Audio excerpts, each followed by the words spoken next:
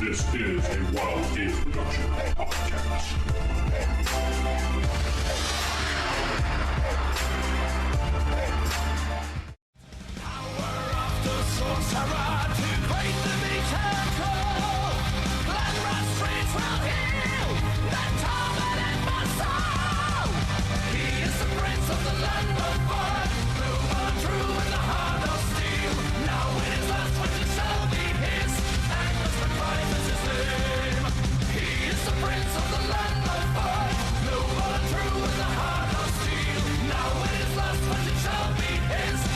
Listening to the Roll for Initiative podcast, the only Advanced Dungeons & Dragons First Edition podcast out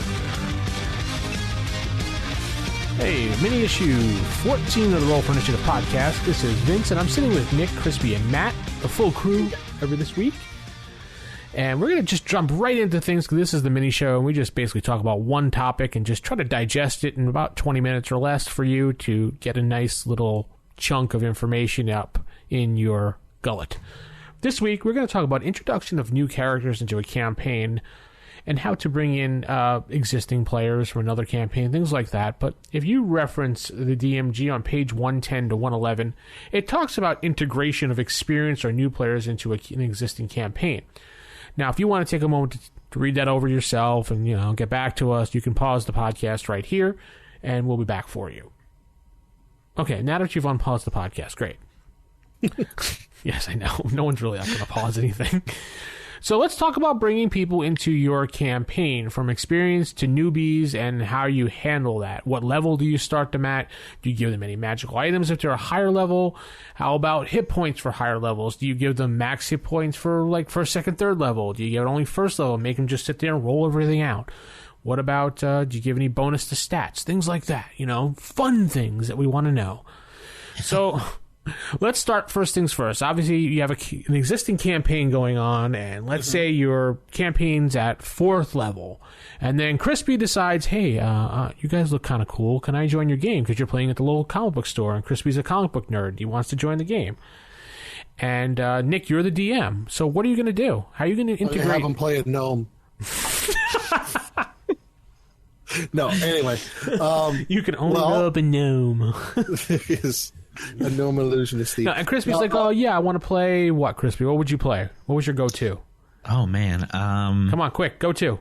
I'd just be a fighter, or I would ask what the party needs, but typically I would just, if I'm new to the game. Most people do that, yeah. What does the party need? And it's more than likely a cleric. Yeah. But let's just say, I usually just give somebody an introduction how the campaign is, what rule set we're using, some unique rules I might be using, like for maybe something for character creation and how we do it. And as far as like creating the character, like what level, like you were saying there, on the average party level, you were saying was like 4th. Yeah, 4th. So I would probably, my rule of thumb is I go by average party level and one level lower, so I'd bring them in as 3rd level. Okay. Matt, what about you? That's what I would do. Or Matt, what about you? Yeah, I'm actually very similar. I will sit and I will talk with the player like, okay, here's the campaign. This is where they are. What is your idea? And work with them to figure out, one, just what has their character been doing. So that way they don't just show up and they have the mysterious stranger with no backstory that looks like a fine, trustworthy fellow. And then we would, from there, just try to figure out, okay, one, what does the party need?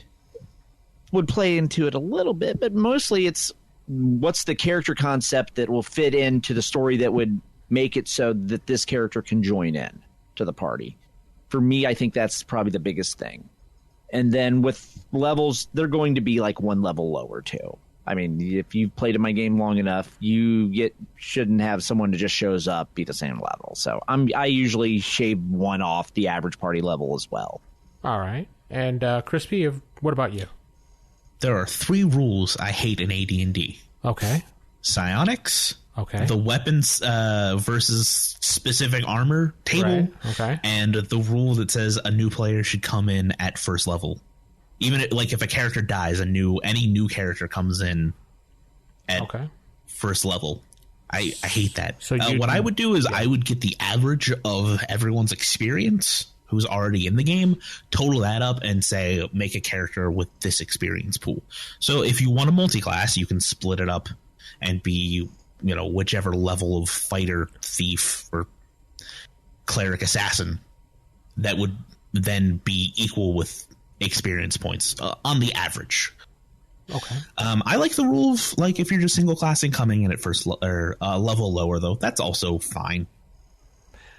I've done it, and I've done it the great Joe DM way all these years.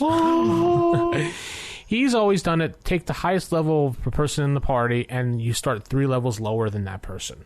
That's 3 levels. Yeah, 3 levels. You never, obviously, you can't go below 1 unless you want to play a cavalier. But Yeah.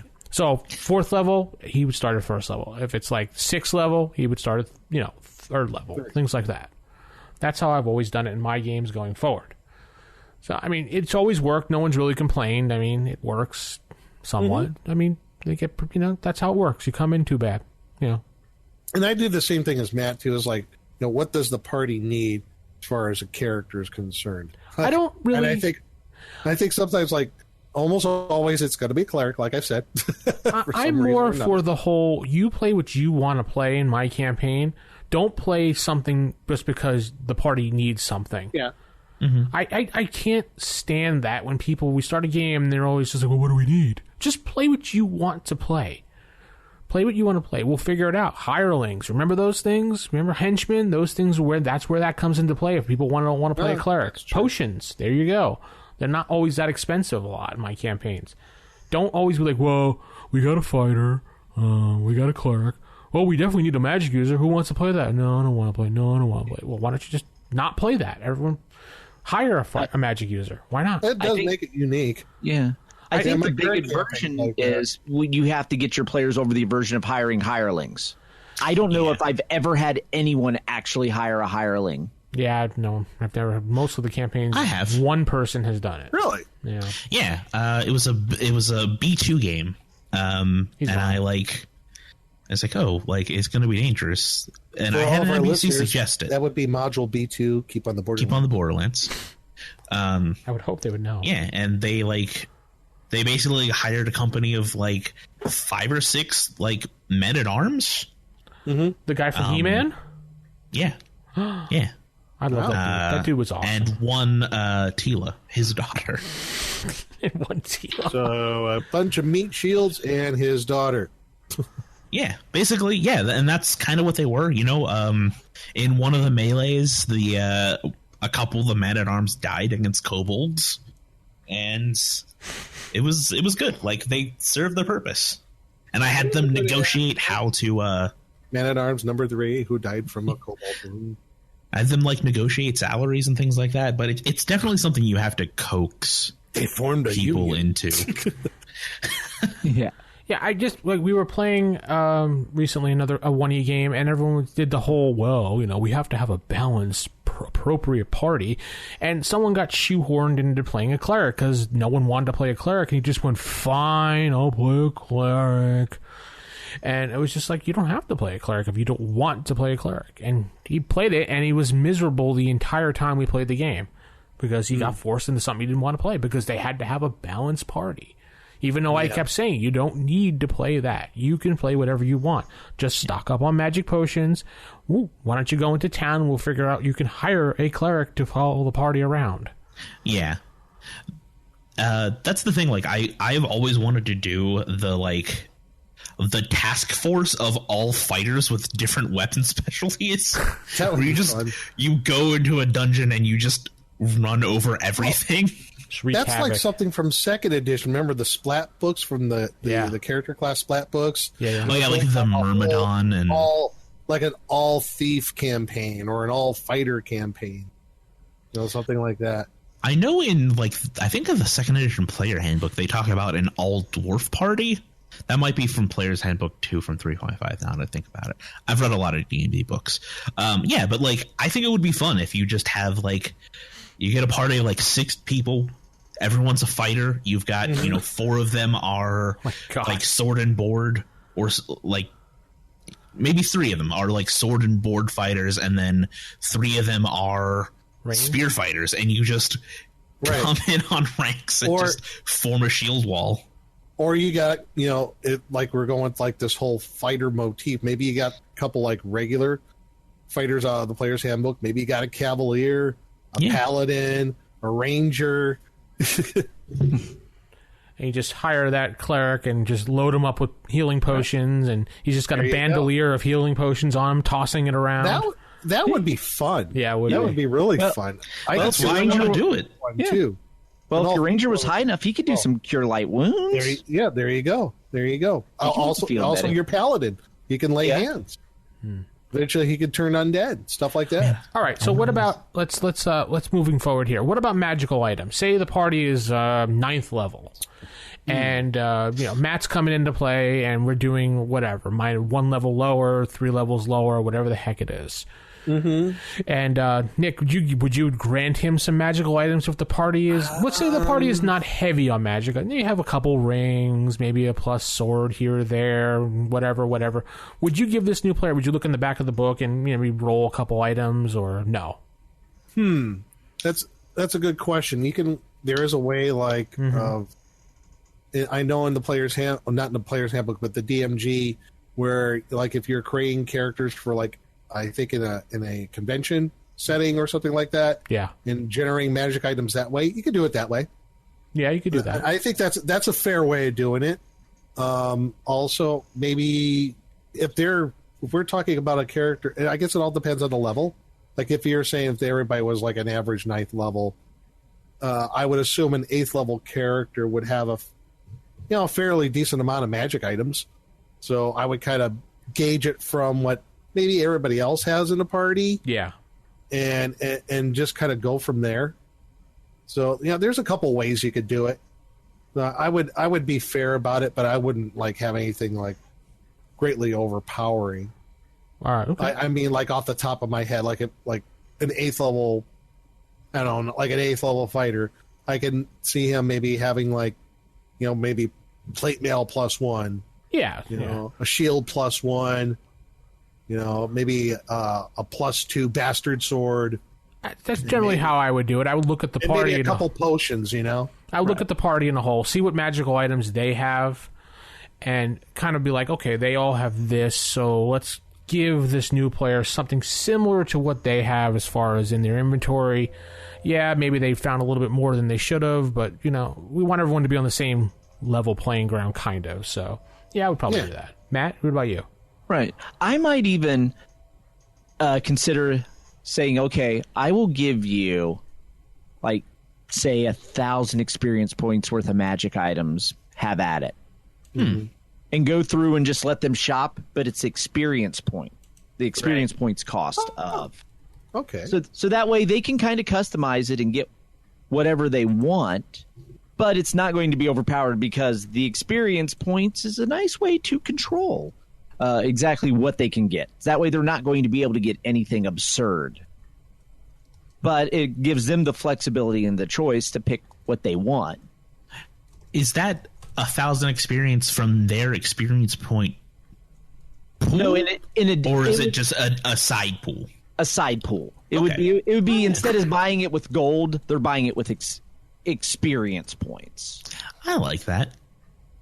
Yeah, so that way you can be like, yeah, here's 2,000 or whatever, and they're not going to be able to get a lot, but they can get some small things here or there. Because when you look at the experience for a lot of these items, when you get through, a lot of them are like 1,000, 2,000, 3,000. But unless you start getting into like the smaller potions, at which point then they're like 250, 300, 600. But yeah, your bigger stuff like your staves and your rods, we're talking like 5,000 XP and up. So that's just another way you could do it. Just like, here, you can go shopping and you have this much experience to spend. Yeah, I like that as well. I would do a combination of Vince and Matt, where I would find out what like the average experience point pool for the party is, and give that to them for shopping. All right. How about also? I know what happens in my group when there's like a new character that comes in, it gets involved. And when it comes to magic items, because if they've been around for a while, there's the party treasury, the party treasure. Yeah. And there's some magic items in there. Usually, a couple items will come out of the party treasure to that new player as well. That's only fair. Yeah, that's only fair. My character or my players would never have a party treasury. Really? They're that greedy? I don't think. Yeah, everyone would be like, I want it. That's a good idea. I'm gonna start like a. You really never? Really, none of them had a party treasury at all. I mean, almost every game I played in, we'll just take it. Yeah. Usually, it's usually like the stuff that nobody wants as far as magic items, maybe or can't use or something. Or maybe some. We've also had party treasury as far as gold and stuff like that too. Oh yeah, have you done that, Crispy, at all, or no? I've tried to do that, but I end up being the only one who contributes to it. So they're a bunch of greedy murder hobos in your. Well, generally, when I'm playing, when I'm in a game, I give out gold and stuff like that. Usually, the people who find it go, well, I'll take like 5. If I give out 20, they go, well, I'll take a couple gold and pull the rest into party treasury, and then everyone else will be like, okay, fine, yeah, you found it, take your little cut. Yeah, I don't. You could try that angle, Crispy. Maybe that would work. I don't know. Yeah. But all right. So what about integrating a new player into the game, into your campaign? So they've never played before, and they never played before. This happened to me, so that's why I threw this little thing in here. Mm-hmm. They never played first edition before. They really want to play, and they're like, "Oh, this game looks awesome!" And maybe they have some experience playing other RPGs or newer editions, or maybe they have no experience with it. So does the whole process of making up a character and teaching the game fall on the DM?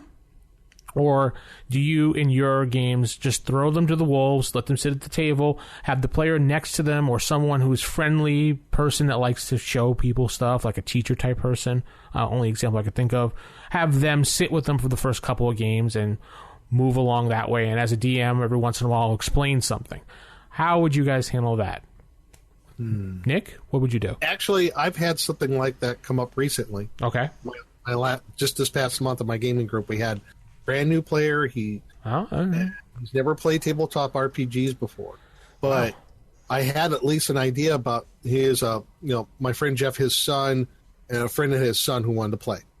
And he's familiar with online role-playing. I'm like, okay, at least he has that baseline. So first thing I always try to find out from someone is like, what do you know about role-playing games, if anything at all? And in this case, this person, they knew, like, playing like EverQuest or something like that. I'm like, okay, that's cool. So as far as being a DM, I always felt like the best way of learning is just playing and going along and having someone kind of be like your mentor. Yeah, that's it. Thank you. There's a word I couldn't think of, mentor. Yeah. Right. They're kind of like your mentor. And he just, stuck along with Jeff's son, and it's like when it came to combat, it's like, okay, this is the die you use, this is the one you use to roll for damage, and then you add this, and it went along great. By the end of the night, he got it, no problem. Now that's someone who at least had a basic idea of how the game is played. Now, if we're talking like someone you're like not familiar with it really at all, they've never done like But something like that, I always say, well, are you familiar with this movie? Or are you familiar with this type of thing? Yeah, you're trying to find a common ground. I see what you're saying. Find a common ground. Exactly. And I go from that angle. I go like, okay, think of it like that, but except you're that person. You're that character. And there's and I explain a little bit about the mechanics. And then, again, I still go with the mentor thing. Whoever brought them into the game, they can just kind of go along with them as the game progresses. I think that's the best route. And I know a lot of people, and I actually kind of had this argument with the game group, because we had a new player come in. He's never played before. He's only watched like videos online of like Critical Role and things like that. And he really wanted to play. And I'm like, just want to let you know, this isn't that edition they're playing. This is old school. He's like, oh yeah, my dad always used to have this. So I've seen his books, I've read them. I'm like, oh, okay. So he has an idea in his head. Maybe his father has told him stories and said this or that, whatever. He was a young kid. He was like 17 around there. Mm-hmm. Yeah, that's young. But for us, yeah. So and he was like, I want to do this and I want to do that. And I was just like, okay, well, why don't you sit with Jeff? He'll show you how. And Jeff's like, I'm not teaching him nothing. And I'm like, all right. Why not? Yeah. Why not? And he just, like, he argued with me because it was not it's the job of the DM to integrate a new player into the game and show him how to play. I'm like, well, unfortunately, as a DM, you have a lot of things to do during a game. You got to run the whole damn game world. You're running the game world. You're keeping track of everything. We don't need the added responsibility of having to show someone the game. If it's maybe one or two people in a game, like you and yeah, that'd be fine. But you're running a game with 6 people and a new person, 7th person. You don't have time to sit there and explain every rule. Right. That's why you have the mentor do it, or have someone sit with him, design his character up, go over the options with him. Yeah. Someone you can trust. That I like that method the best. Oh, I agree. I definitely agree. It sounds to me like Jeff was being a little baby. Yeah, and it's and I just did, and Jeff doesn't exist. I just made that name up out of the air, so because my gaming group does listen every once in a while, so I didn't want the one player to jump on me. You didn't want to incriminate anybody. That player that did that no longer plays in our group. So well, I can understand why. Yeah, well, he was all right. He was just a little bit of a I don't have time for new people type person. Well, I mean, you're sitting down at the table anyways. Where are you going to go? Like, he didn't want stuff to do. He didn't want the hassle. Is it really going to be a role? Is it going to be really difficult for you to take a couple of minutes? Oh no, I have to explain to someone they add +5 to that D20. Ugh, my night is ruined. I've played with a lot of people over the years in multiple editions that are just like no newbies. It's just like, well, how are new people going to get into the hobby then? Exactly. I was just thinking that. And I think this goes along with doing this podcast. Is I love being an ambassador for this game. Like being a bastard? My way. Heck yeah. It being, giving back to the community and also bringing people in. That's because if you don't do that, the hobby's going to die. Exactly. Yeah. But yeah, so I mean, people are like, I don't have time for newbies. It's like, well, okay, fine. Then no one's going to join the game new, and we'll be stuck in this stupid loop forever. Yeah, I can't wait to play D&D with the same 5 people until we all die. Jeez, Crispy, that was kind of dark. Well, since he's the baby of the group, he knows he's the one that's going to die last, so he's going to get to see all of us dead. True. Yeah, yes. We'll all die, and Crispy will be like, well, finally, I can bring some new blood into the game. Yeah. He's probably already plotting that with the podcast. Well, knowing Crispy the way he is, he's already plotting to take over this show, too, because he took over Save or Die, so, yeah. I do want to say, introducing new people into the hobby is part of the reason why I'm restructuring Save or Die in the way I am, where it's less about talking about the old school Renaissance and all of these different content creators, and more about hey, here's some broad level concepts for why this game is great and why you should play them. Because I want more people. I want more people so I can play OD&D with. I don't really want to play BX. BX is fine. I want to play 3 brown book D&D with people. I understand what you're saying. You want to go back to the roots. You want to do the history. You want to talk about the game itself, not about the various clones and things like that. Gotcha. Yeah. I understand. All right. Well, cool. I think we've beaten this into the ground enough. So there's a thing you had said that I wanted to touch on, but I can't remember it. You don't remember what it was? I can't remember what it is. Was it bringing new people into the game, or? Yeah, I think it was. I think I'm in the same boat where I usually I'm bad at teaching people the game as we're playing. If I'm DMing, so I typically will rely on another player. Usually Tim from Critical Wits, actually. If we're bringing a new person, he's way better at explaining why you do the things you do. It is a pain to play a game and have to, when in the middle of a game, someone go, well, what does this mean? Or what is this, that? What is that? What is that? It is a little annoying, but just explain it. Take a few minutes. I can understand getting a little annoyed if it's no, you have to add, you always add this thing. At that point, I'd be like, write it down this way. which is a nice teaching moment because then, like, you know, everyone has developed different shortcuts for, you know, how they play the game that have helped them. Like, if I play a cleric in first edition or classic D&D, I look up the turn undead table and write it on my sheet. Good for you. Yeah, or my saving throws, so that you don't have to reference that matrix. Like Trask's character sheet, I have all my saving throws written down, so you that still have. You know, I know it's in the DMG, but like, I'm trying to help you with that. Hey man, help me, help you, help me. Yeah, help me, help you. I will say, God, I think that Jeff. The most important thing to take away from this is that Crispy still has the Trask character sheet. I do still have my Trask character sheet. I believe we're 3rd level. I think we're 3rd or 4th level at that point. Yeah. All right. Well, we're gonna just wrap this up this week. Something to digest, something to think about. Hopefully, you are entertained and love this. So we'll continue doing these, and we'll say goodnight, everybody. Bye, everybody. Good night, everyone.